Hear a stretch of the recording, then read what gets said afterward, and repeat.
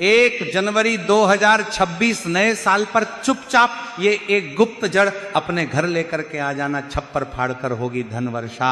जी हाँ भक्तों, इस पौधे की जड़ इतनी अधिक चमत्कारी है कि इसे घर लाते ही आपको अपने जीवन के हर कष्टों से तुरंत मुक्ति मिलेगी। साथ ही भक्तों, आपको भगवान शिव के साथ साथ माता लक्ष्मी का भी आशीर्वाद प्राप्त होगा और आपकी हर मनोकामना भगवान शिव के आशीर्वाद से पूरी होगी।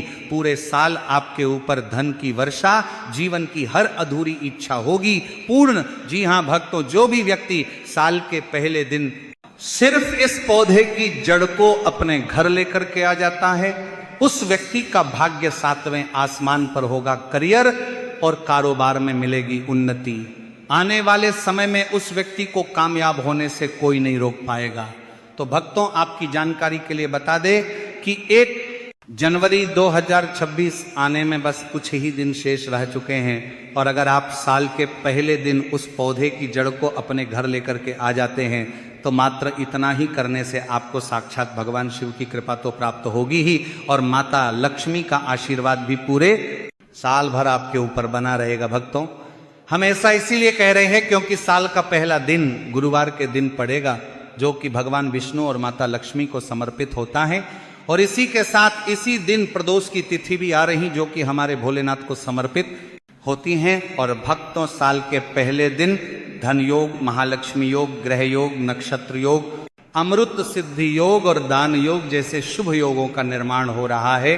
और भक्तों, अगर साल के पहले दिन धन योग और महालक्ष्मी योग का निर्माण होता है तो पूरे साल का नियंत्रण माता लक्ष्मी जी के हाथों में होता है। तो भक्तों, यदि आप भी इस जड़ को हमारे बताएं अनुसार शुभ मुहूर्त देख करके अपने घर लेकर आ जाते हैं तो आपको पूरे साल भगवान शिव और माता लक्ष्मी का आशीर्वाद प्राप्त होगा। इसी के साथ आपको अपने जीवन के समस्त प्रकार के आर्थिक कष्टों और आर्थिक परेशानियों से मुक्ति मिल जाएगी। पूरे साल माता लक्ष्मी जी की कृपा से आपके ऊपर धन की वर्षा होगी, आपके जीवन में धन आने के रास्ते खुल जाएंगे।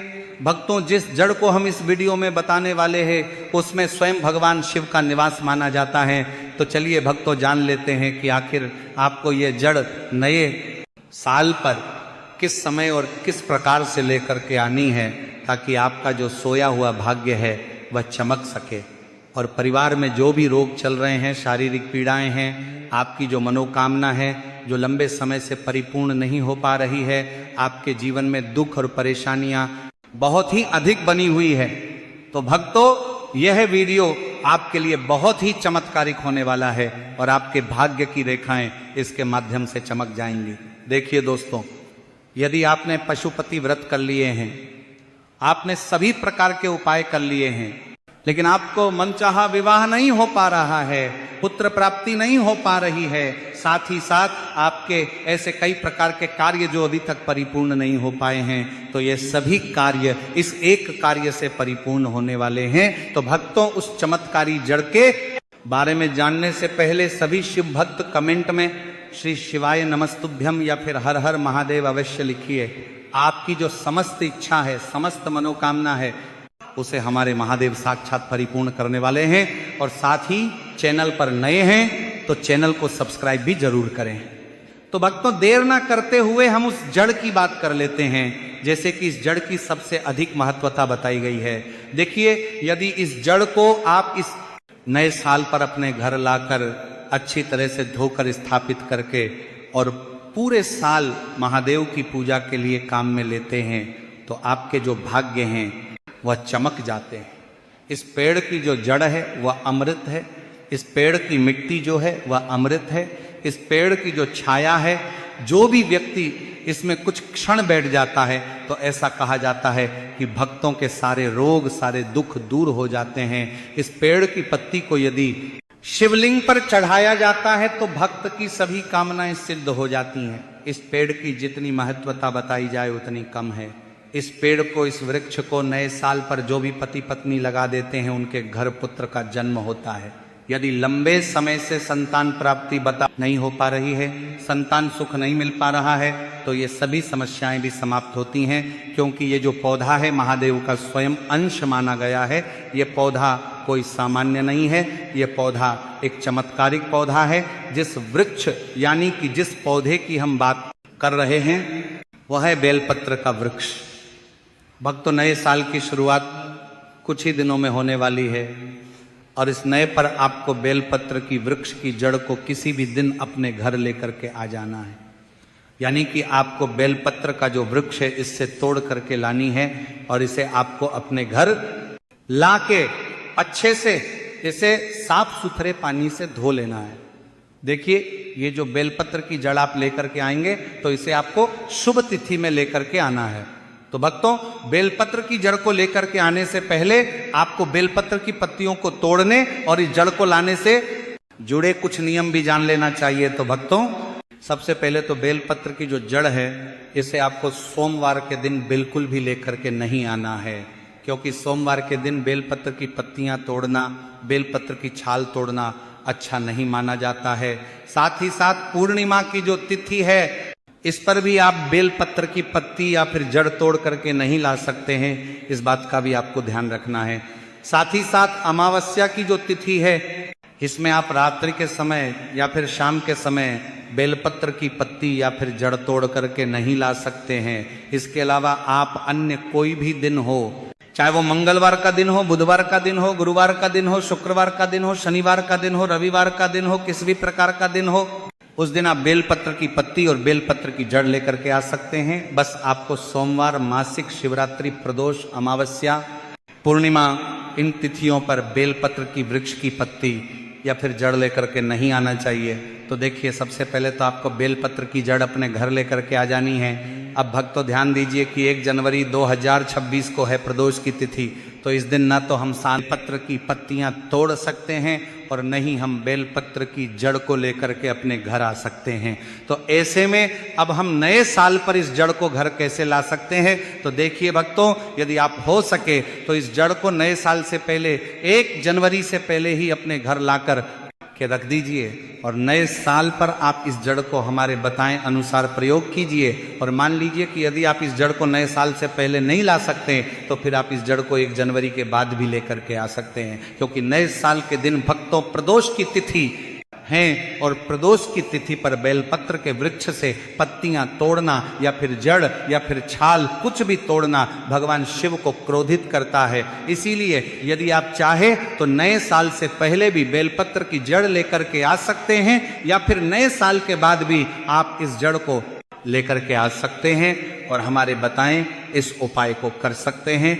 तो भक्तों, सबसे पहले तो आपको बेलपत्र के वृक्ष की जड़ को अपने घर लेकर के आना है और आपको इसे अच्छे से साफ सुथरा करके शिव मंत्रों का वंदन करना है। आपको श्री शिवाय नमस्तुभ्यम या फिर ओम नमः शिवाय इस मंत्र का लगातार जाप करते रहना है। तो देखिए, सबसे पहले तो आप जो बेलपत्र की जड़ लेकर के आए थे इसे आपको किसी भी कपड़े में बांध लेना है। अब देखिए, बेलपत्र की जड़ को किसी भी कपड़े के ऊपर रखने के बाद इसके बाद आपको कोई सा भी एक पत्थर लेना है। आपको मात्र एक छोटा सा पत्थर लेना है और जो आपने पत्थर लिया है उस पर आपको गंगा जल या फिर किसी भी प्रकार का शुद्ध जल थोड़ा सा डाल देना है और जो आपके पास बेलपत्र की जड़ थी, बेलपत्र के वृक्ष की जड़ थी, उसे आपको इस पत्थर के ऊपर घिसना है। यानी कि आपको बेलपत्र के वृक्ष की जड़ अपने घर लेकर के आनी है।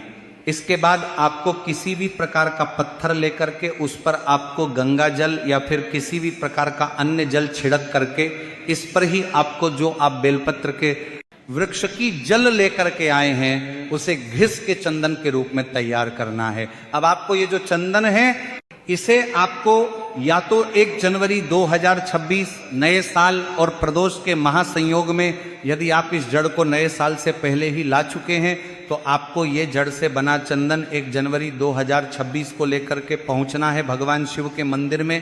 या फिर यदि आप ये जड़ 1 जनवरी से पहले नहीं ला सके तो आपको ये जड़ नए साल में किसी भी दिन लेकर के आना है और इस जड़ से चंदन तैयार करके इसे आपको भगवान शिव के प्रिय दिन सोमवार या फिर भगवान शिव जी की किसी भी प्रिय तिथि पर लेकर के पहुंच जाना है भगवान शिव के मंदिर में। और शिवलिंग पर आपको इस चंदन से या तो त्रिपुंड का निर्माण करना है, या फिर इसी चंदन से आपको शिवलिंग पर ओम का निर्माण करना है, या फिर जो भी व्यक्ति शिवलिंग पर भगवान शिव की आंखों को उभार देता है इस चंदन से, तो उसका जो बुरे से बुरा समय है वह सभी अच्छे समय में बदल जाता है।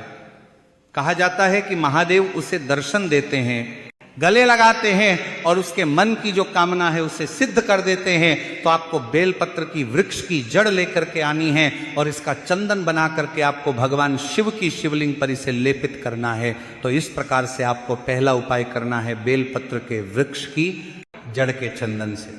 अब दूसरा कार्य आपको यह करना है कि आप सभी को विशेष तौर पर बेलपत्र वृक्ष की जो चंदन है, अगर उसे आप शिवलिंग पर चढ़ाते हैं नए साल पर या किसी भी सप्ताह के किसी भी विशेष दिन पर, और ये जो शिवलिंग पर चढ़ाया हुआ चंदन है इसे आप पुनः थोड़ी सी मात्रा में अपनी हथेली में लेकर के इसे ग्रहण कर लेते हैं, यानी कि इस चंदन को प्रसाद स्वरूप भी आप ग्रहण कर लेते हैं, तो ऐसी मान्यता है कि आपके शरीर के जो भी रोग हैं, संकट है, कष्ट हैं, वह सभी दूर होने लगेंगे।